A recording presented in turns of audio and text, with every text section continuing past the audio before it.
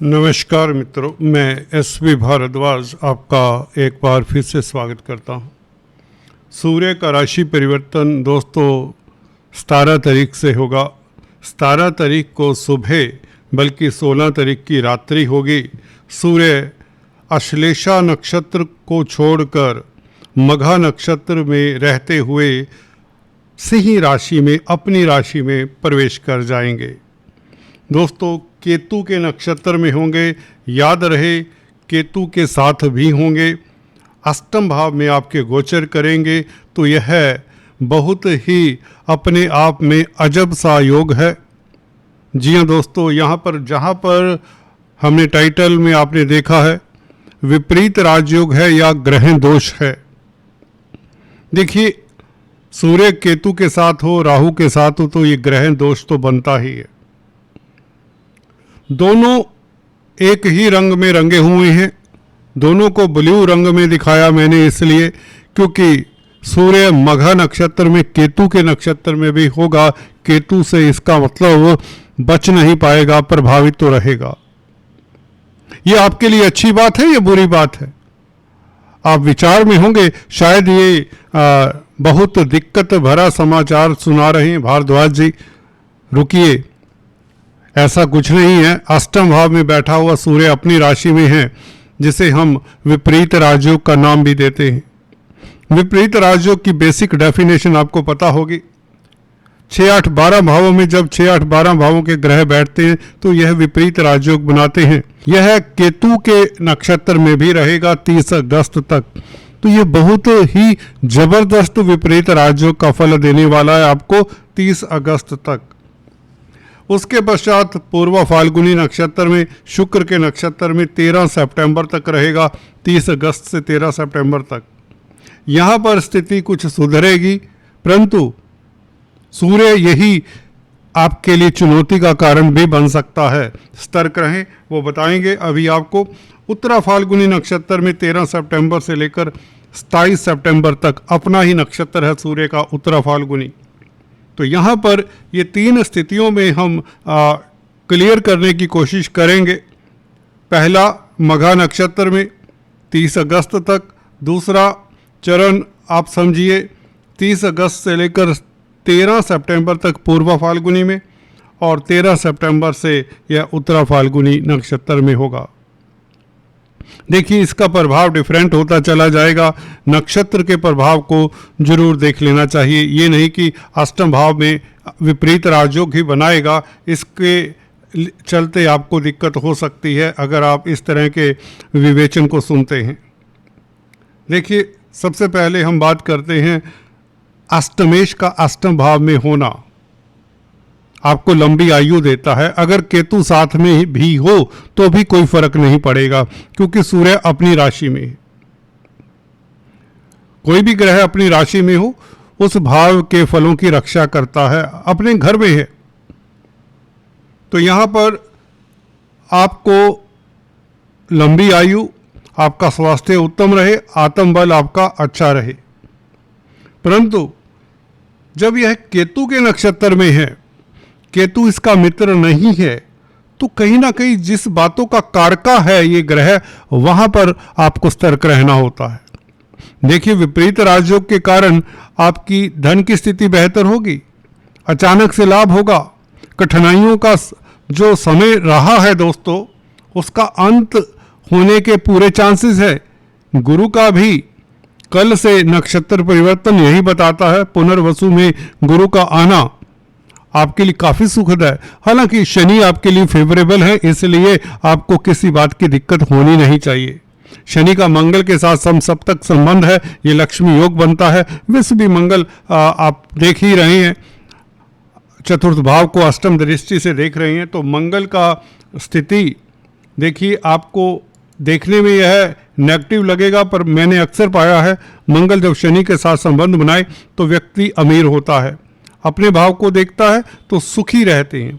यहाँ पर सूर्य भी इसी ओर इशारा करते हैं। विपरीत राजयोग के कारण आपके सुखों में वृद्धि होगी, आपके गोपनीय कष्ट दूर होंगे।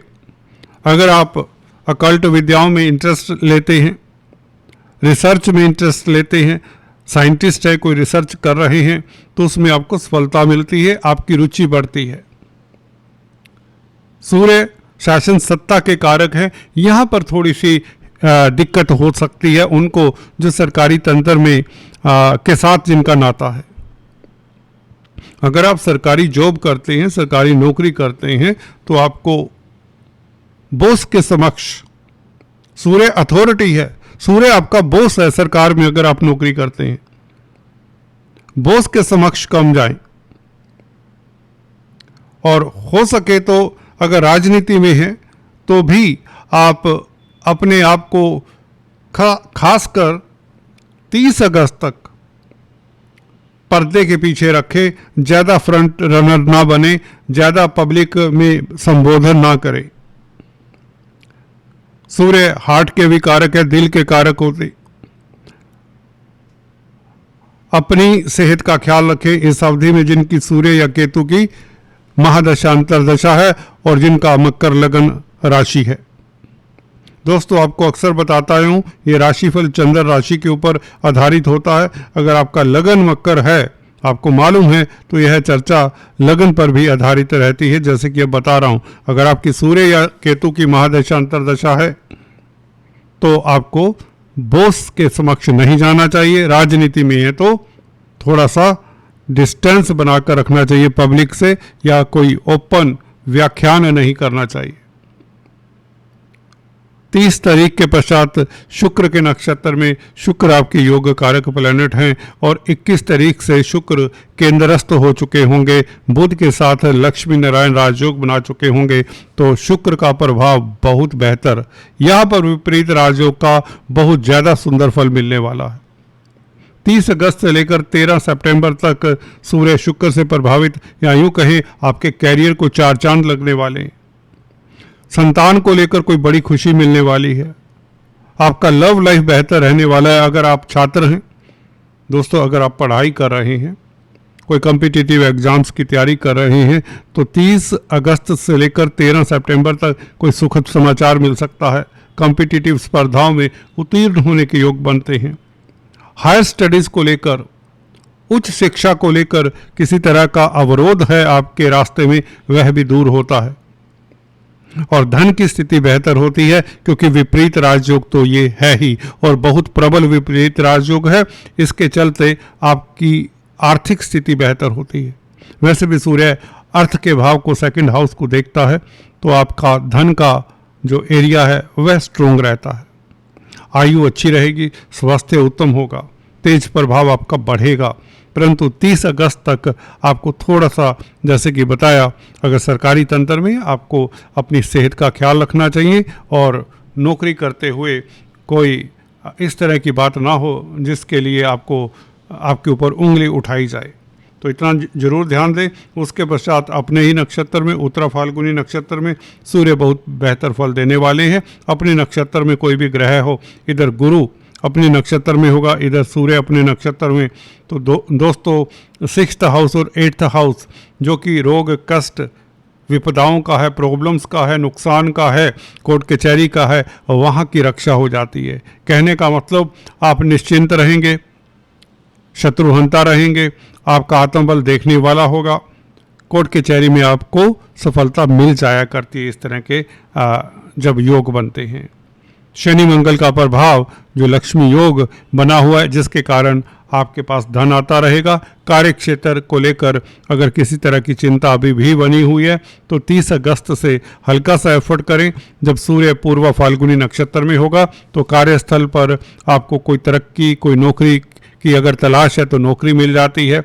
व्यापार में कोई मंदी का दौर चला आ रहा था, या कहीं धन अटक गया था, वह धन भी मिलेगा।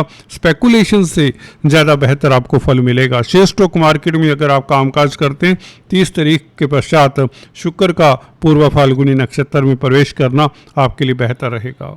शनि मंगल का संबंध बहुत उत्तम रहेगा आपके लिए। ये फिर से बता रहा हूँ, समसप्तक राजयोग कहा जाएगा। ये समसप्तक कोई दोष नहीं है।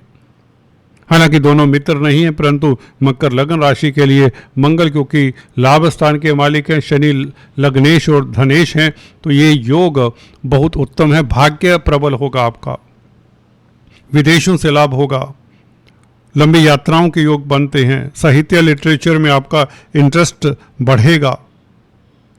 छोटी यात्राओं से लाभ होगा, भाई बंधुओं से आपको फायदा होगा, मीडिया से आपको लाभ होगा, चर्चा का विषय रहेंगे, आपकी ख्याति बढ़ेगी। कुल मिलाकर कोर्ट कचहरी के मसलों में जो उलझे हुए हैं उन्हें 30 तारीख तक थोड़ा सा नियंत्रण में रखना चाहिए।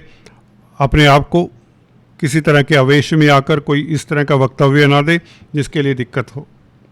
केतु के इस बीच उपाय करते रहें, सूर्य को स्ट्रोंग करें, सूर्य को अर्घ्य दें, रविवार के दिन गुड़ गेहूं का दान करें।